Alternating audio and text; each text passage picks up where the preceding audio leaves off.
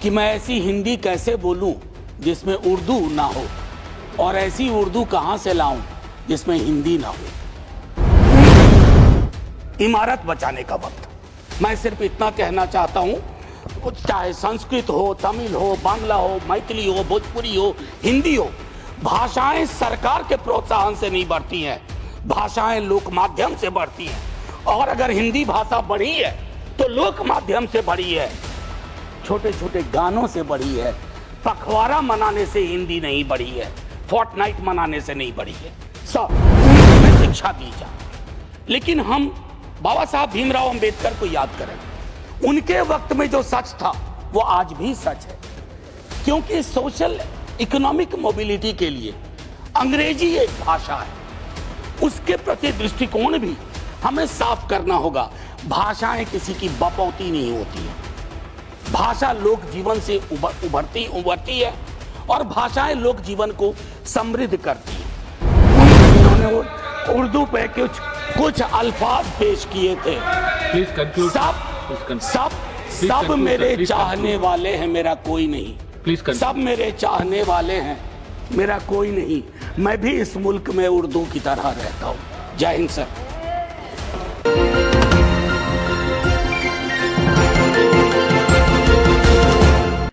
The next speaker is Sri Manoj Kumar Jha.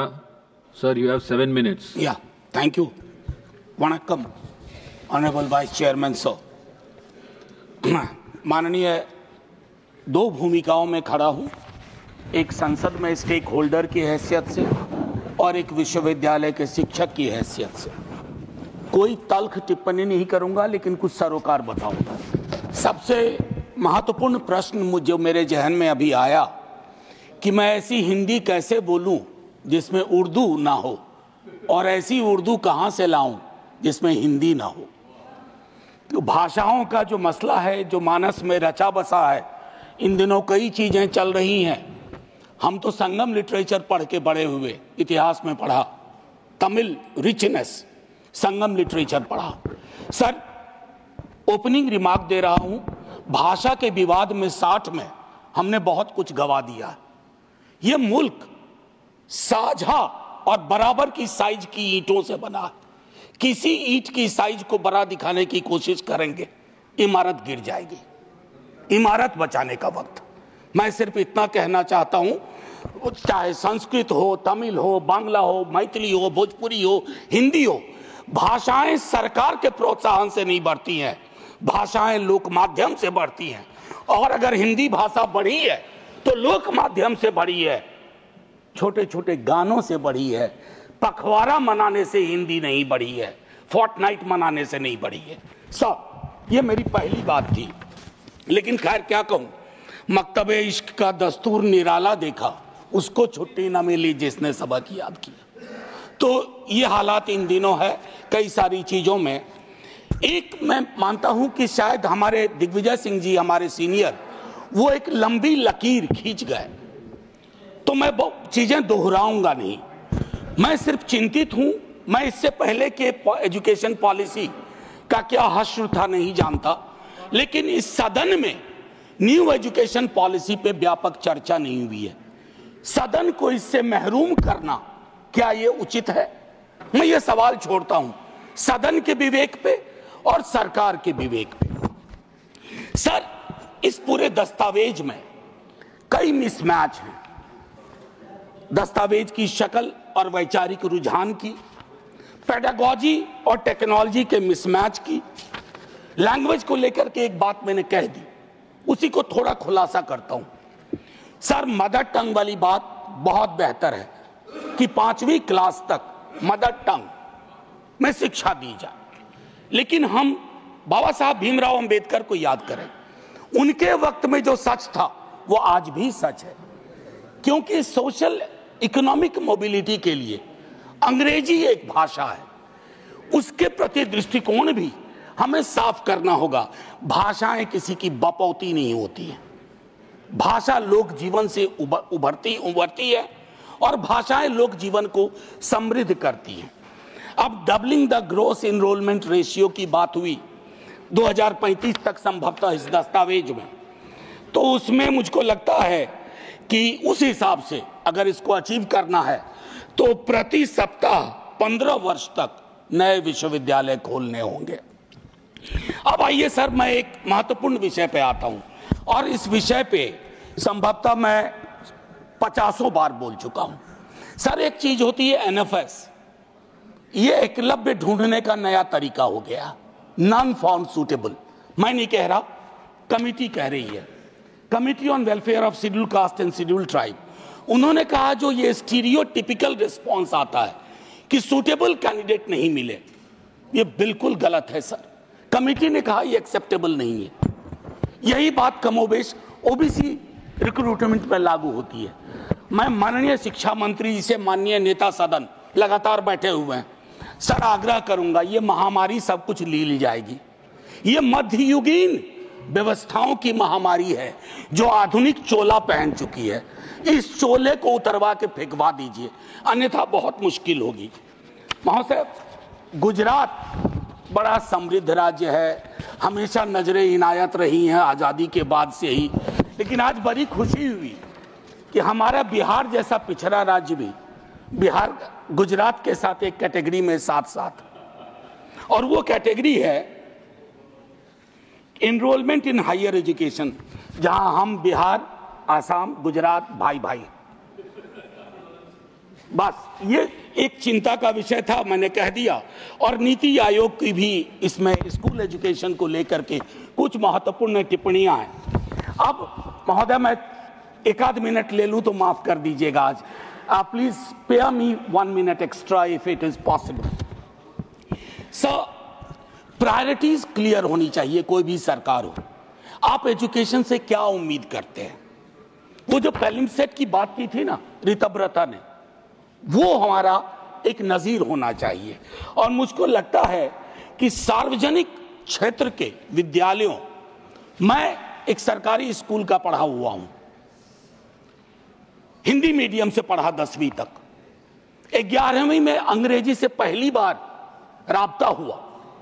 Sir, मुश्किल आई, queen's language की अपनी दिक्कतें हैं, लेकिन सर सरकारी स्कूलों के, मैं अपने ही स्कूल को आज जब वापस जाके देखता हूं, क्या बना के रख दिया हमने।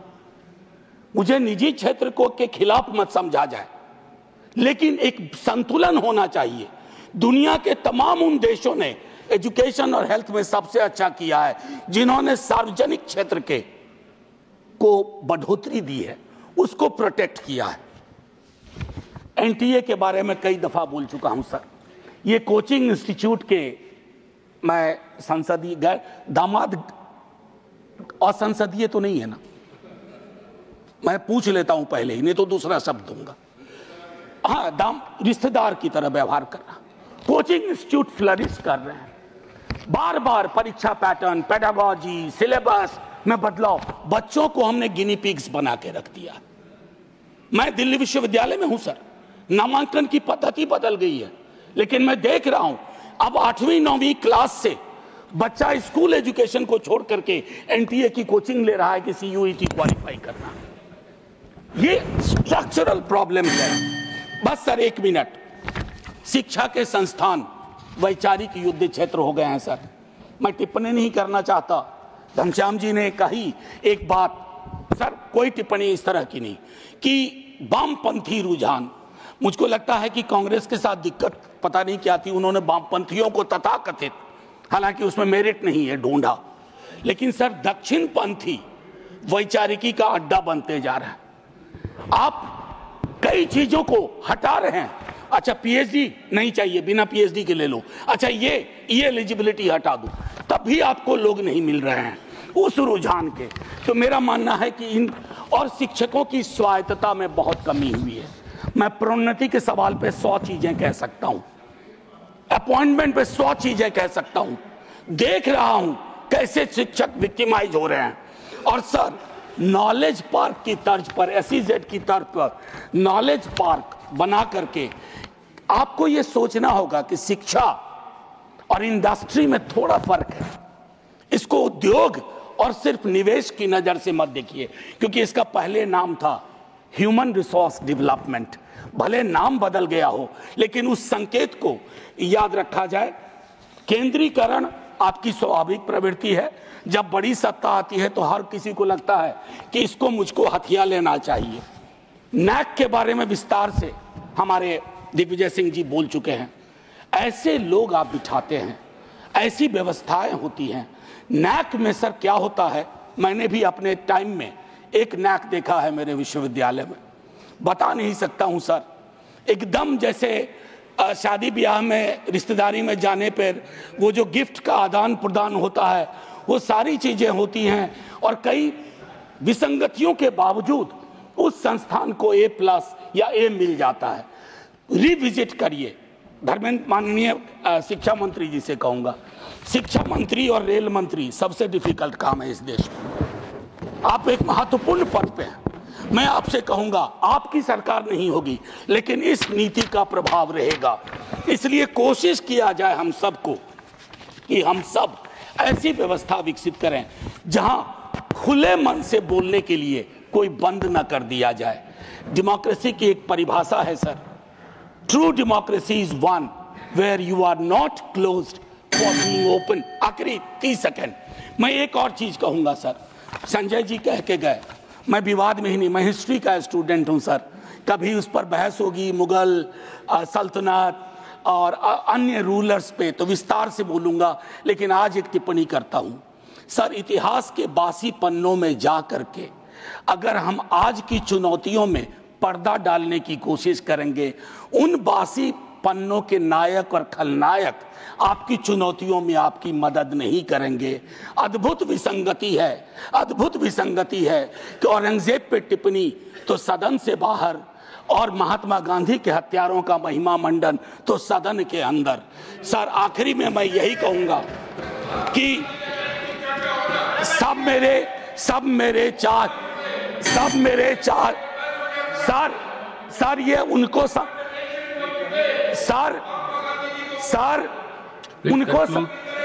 उनको समर्पित जिन्होंने उर्दू पे कुछ अल्फाज पेश किए थे। सब मेरे चाहने वाले हैं, मेरा कोई नहीं। सब मेरे चाहने वाले हैं, मेरा कोई नहीं। मैं भी इस मुल्क में उर्दू की तरह रहता हूं। जय हिंद सर।